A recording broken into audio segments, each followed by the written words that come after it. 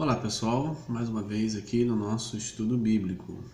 Vamos estudar nessa oportunidade 2 Coríntios capítulo 7, ou melhor, 2 Coríntios capítulo 4, versos 7 até o 15. Sempre entendendo que esses textos são sequenciais e desenvolvem o raciocínio já iniciado anteriormente. Vocês poderão rever os estudos anteriores para que possam acompanhar o raciocínio que vai sendo desenvolvido pelo apóstolo Paulo na segunda carta aos Coríntios e que nós vamos aqui fomentando e analisando passo a passo. O verso 7 volta à expressão já pré-anunciada no verso 1.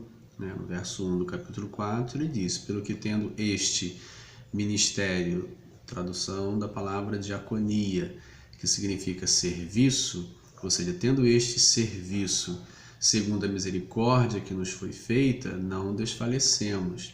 Ou seja, ele apresenta que o seu ministério, a sua ação evangelizadora é um serviço, e quando ele usa a palavra serviço, ele vai apontar para uma ação servil de escravo, e ele vai trazer essa palavra escravo no verso 5, na nossa tradução servos, como vossos servos, como vosso escravo.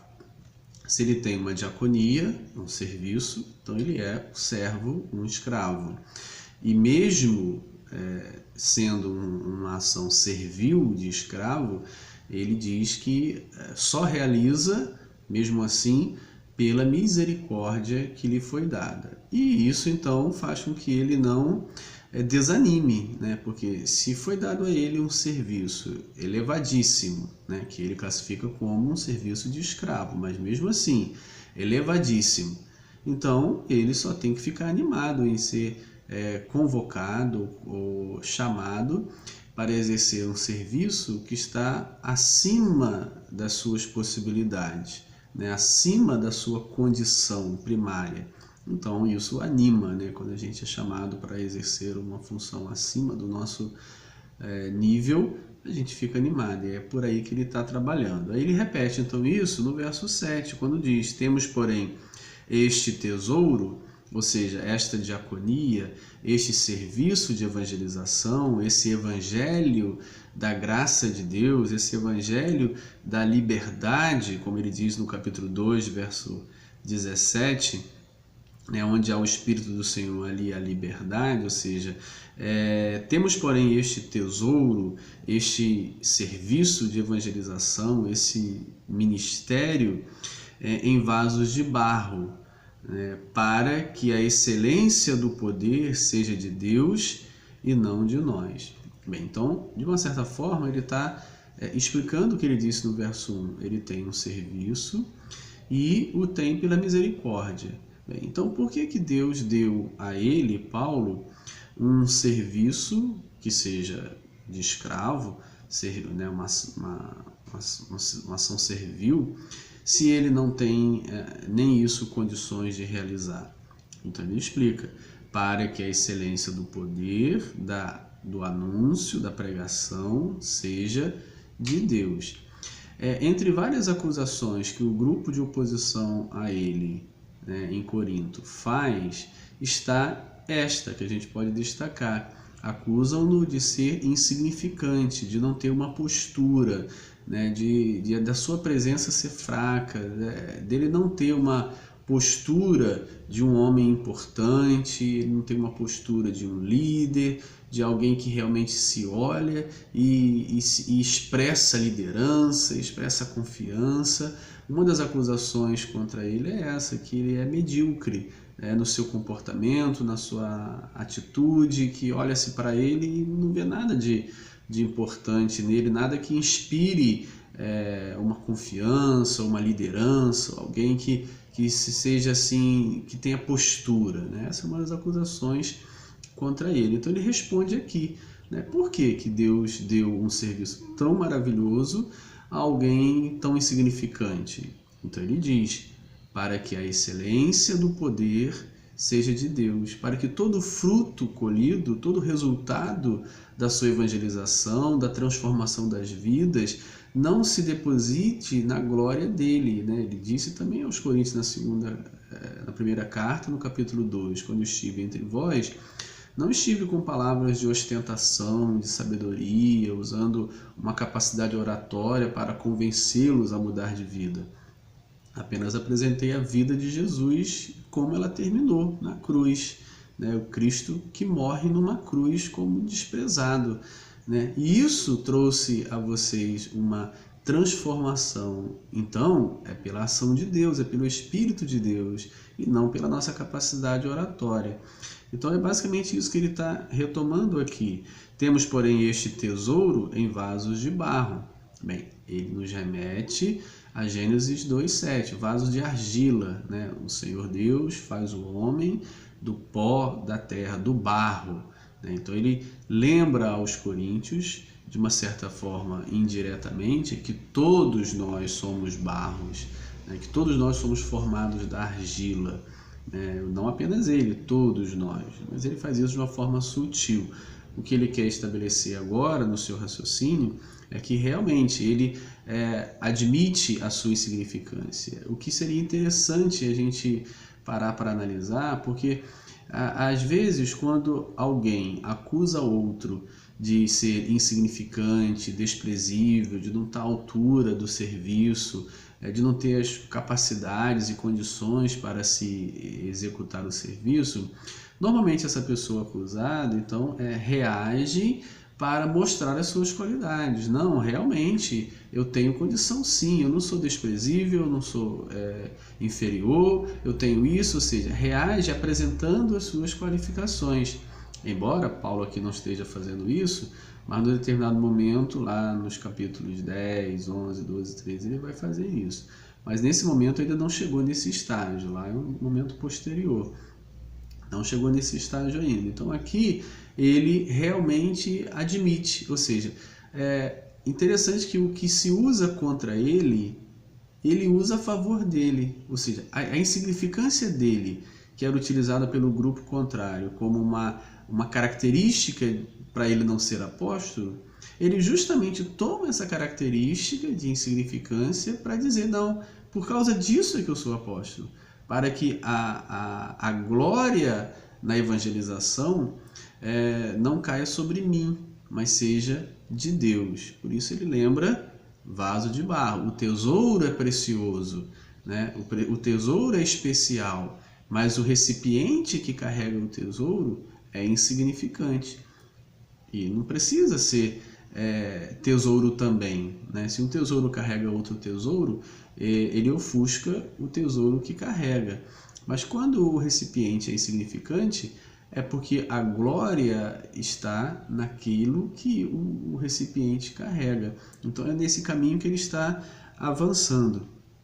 Temos, porém, este tesouro, esse ministério, né, em vasos de barro, ou seja, ele é um ser insignificante, para que a excelência do poder seja de Deus e não de nós. Ele já disse que não pregava a ele mesmo, né? Por ser insignificante, não há nada que se pregar sobre si. E agora ele volta a esses temas que constantemente são retomados no capítulo 4. Verso 8. Em tudo somos atribulados, porém não angustiados, perplexos, porém não desanimados. Ou seja, já que ele é insignificante, ele já vai ainda aumentar a sua insignificância. Como que ele aumenta a sua insignificância? Mostrando as coisas que ele sofre. Porque a mentalidade é o seguinte, quanto mais dificuldades e sofrimentos e perseguições e tribulações a pessoa passa, menos qualidade ela tem. Esse era o pensamento. Então ele já disse, ele já reconhece que é insignificante. E agora ele aumenta a sua insignificância, mostrando o que, como insignificante, tem sofrido. Né? Tem sofrido tribulações, tem sido atribulado. Bem, como uma pessoa sem prestígio, automaticamente será atribulada por situações diversas. Quem tem prestígio chega e as portas se abrem, o mar se abre, ou seja, tudo se abre diante dele por causa do seu prestígio. Se não tem prestígio, é só rejeição e tribulação. Mas ele diz, atribulados, porém não angustiados, ou seja, a tribulação vem de fora, mas dentro ele tem a paz. Perplexos, porém não desanimado, ou seja, encantado com a opressão de fora, mas dentro não deixa que essa opressão de fora, essa perseguição, esses obstáculos o desanime. Perseguidos, porém não desamparados. Perseguidos, a perseguição vem de fora para dentro, mas ele sente que ele é amparado pelo Senhor em meio à perseguição. Tudo isso justifica a condição insignificante do vaso de barro. Abatidos, porém não destruídos. Levando sempre, verso 10, no corpo o morrer de Jesus. Bem, ao apresentar-se insignificante com todos esses problemas enfrentando, ele nos remete a Jesus. Bem, Jesus também passou pelo mesmo processo. A caminhada de Jesus teve tudo isso que ele está dizendo aqui. Por isso ele diz, e eu vou na direção de Jesus até a morte. Como Jesus foi morrendo aos poucos até chegar na cruz, assim ele também vai morrendo aos poucos até chegar na cruz, levando sempre no corpo, né? Veja, algo real, no corpo, não é algo interno ou simbólico, levando sempre no corpo o morrer de Jesus, para que também a sua vida se manifeste em nosso corpo. O princípio é, quanto mais eu morro para o outro, mais o outro vive, e então eu morro. Ou seja, dar-me ao outro faz com que o outro viva e eu morra. Esse é o caminho de Jesus. Dava-se cada dia aos outros, morria-se cada dia. Paulo propõe-se ao mesmo caminho. Dá-se ao outro para que o outro viva, e à medida que ele se dá, ele vai morrendo. Verso 11. Porque nós que vivemos somos sempre entregues à morte por causa de Jesus, para que também a vida de Jesus se manifeste em nossa carne mortal. Ou seja, é o princípio que ele enxerga em Jesus. Para que o outro viva, ele morre. Ou seja, enfrentando essas mortes, essas dificuldades, essas tristezas, ele leva vida aos outros. Mas em contrapartida ele vai sofrendo as mortes, né? as desgraças. Então ele diz, porque nós que vivemos somos sempre entregues à morte, né? Por causa de Jesus. Jesus é a referência, é o caminho dele. Para que também a vida de Jesus se manifeste em nosso corpo mortal. Ou seja, a vida de Jesus se manifesta na morte de Jesus. E a vida de Jesus se manifesta em nós à medida que morremos em relação aos outros. Paulo, no seu ministério, morria em cada dificuldade, em cada açoite, em cada prisão, em cada fome, em cada naufrágio, ele morria. E aqueles que eram servidos por ele viviam. Este é o caminho de Jesus que ele propõe a tomar. Verso 12. De modo que em nós opera a morte, mas em vós a vida. É o exemplo de Jesus. Jesus morre para que os outros vivam. E ele diz, em nós opera a morte, para que em vós a vida. A vida do outro está na morte do um. É assim que Paulo coloca a sua caminhada, e que claramente está em oposição ao grupo que o acusa. O grupo que o acusa prega-se a si mesmo, se serve das comunidades, impõe as suas vontades a comunidades, diferente da postura de Paulo, que se apresenta como alguém que morre pelos irmãos, e o grupo que se opõe a ele vive às custas dos irmãos. O grupo que se opõe a Paulo mantém o modelo do mundo, né? Por isso ele disse lá atrás, o Deus desse século controla eles, né? Cega eles, coloca na mente deles que o modelo é o do mundo, é o do Deus desse século, ou seja, um modelo de opressão, um modelo de se utilizar dos outros. É o modelo do Império Romano, era o modelo do judaísmo do templo nos dias de Jesus, que principalmente no Evangelho de João ele acusa, né, essa religiosidade judaica do templo de oprimir o povo, né, e então está sob o governo de Satanás.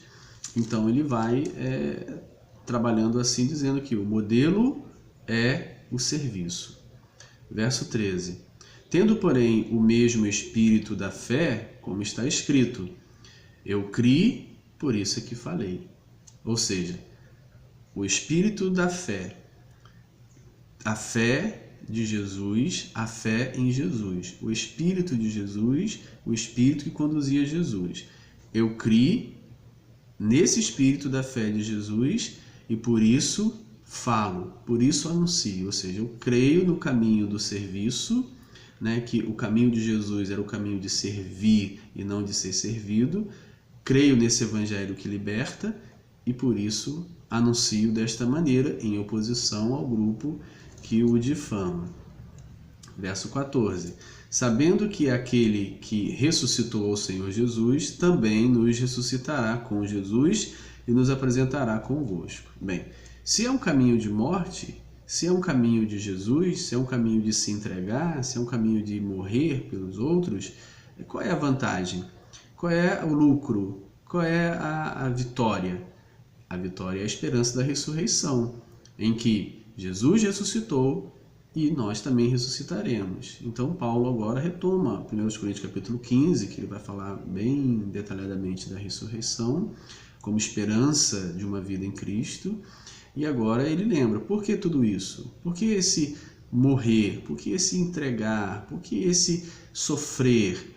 Na esperança da ressurreição. Assim como Jesus se entregou e ressuscitou, assim aqueles que se entregam esperam a ressurreição com ele, né? E verso 15, porque todas as coisas existem por amor de vós, para que a graça, multiplicando-se, torne abundantes as ações de graça por meio de muitos, para a glória de Deus. Porque todas as coisas existem por amor de vós. Mais uma vez, a mensagem do Evangelho de Jesus que Paulo prega é uma mensagem de amor ao outro. Tudo existe por amor de vós. Tudo que Paulo faz, o faz por amor de vós, coríntios. Agora que a graça multiplicando-se, como é que a graça multiplica-se? À medida que a graça é manifesta, à medida que nós manifestamos graça ao outro, o outro ao outro, há uma multiplicação da graça, há um contágio, né? A graça é multiplicada à medida que ela é exercida. Multiplicando-se, torna abundantes as ações de graças, ou seja, as ações de graças dele influenciam os coríntios e torne-se abundantes, ou seja, multiplique-se as ações de graça, multiplique-se as manifestações da graça e da misericórdia por meio de muitos. E isso tudo redundará em glórias a Deus. Ou seja, aquilo que Paulo faz como entrega, como um serviço, como um morrer, ele pensa que ao fazer isso ele contagia outros a fazerem também. E no final, muitos fazendo, isso tudo redundará em glórias a Deus. Portanto, que gravemos esta lição importante. A graça que manifestemos, o serviço e a misericórdia que executamos, a forma como tratamos no Evangelho de Jesus, imitamos Jesus, ela tem um fator multiplicador. Ela multiplica. Aquele que recebe a graça, aquele que recebe a misericórdia, aquele que recebe o serviço meu e teu, tende a multiplicar, tende a ser contagiado. E assim, a graça manifestada por meio de muitos redunde em glória para Deus. Ou seja, o nome de Deus é glorificado pelas nossas ações de graças, pelas nossas ações de misericórdia, pela forma como a semelhança de Jesus nos comportamos. E o nome de Deus é blasfemado quando nós, diferentemente de Jesus, não manifestemos graça, amor, misericórdia, serviço. Pelo contrário, nos servimos das pessoas, não agimos como Jesus agiu, o nome do Senhor é então blasfemado. Que este ensino seja gravado nos nossos corações. A graça manifesta por nosso intermédio multiplica-se e redunda em glórias a Deus.